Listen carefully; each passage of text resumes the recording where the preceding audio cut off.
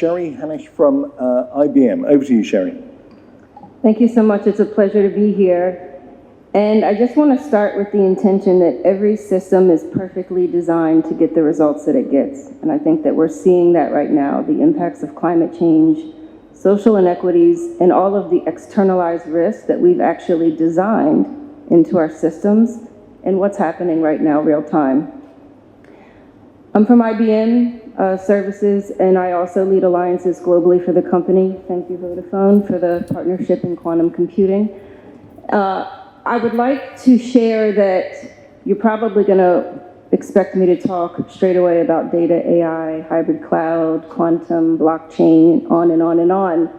But what I've learned as the granddaughter of immigrant farmers is that this is fundamentally about helping human beings across an ecosystem make better, more responsible, smart decisions.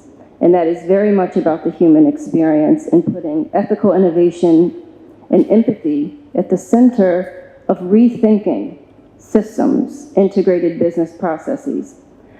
I'd like to share an example, something that gets me super excited. I started in sustainable supply chain and responsible sourcing, and I want you to think about global value change, which a lot of my colleagues here have described, and some of the exponential tech that supports rethinking those paradigms in those systems.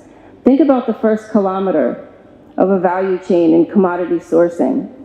In one customer example that I'd like to share, we've been able to empower smallholders and put the power of weather intelligence, climate data, carbon sequestration right in the palm of their hand. Why is this important? Because this is about change behavior. This is about the right incentives inserted in the right node of the value chain, and also how we can share those signals with consumers, with some of the big brands here on stage.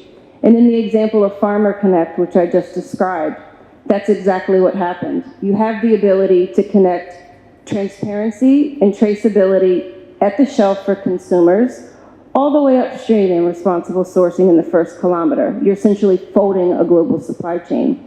And this is important also because it's not just about the technology, it's also what surrounds it. So in the Sustainability Accelerator, we really focus on empowering digital skills, education in biodiversity and environmental management, putting that in the hands of vulnerable communities.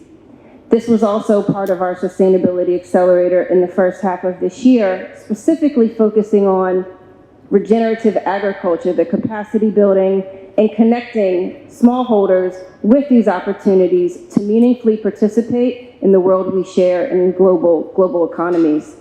Why this is important is because the local context matters, and I really appreciate the sentiment that you shared. Putting community resilience at the heart of future economic resilience is a shift that is absolutely necessary, and it's also representative of a thought that this is also about human rights. Some of the work that we've supported also around making sure that there's no child labor, forced labor, casual labor, that land rights and use are protected within some of this global context in responsible sourcing.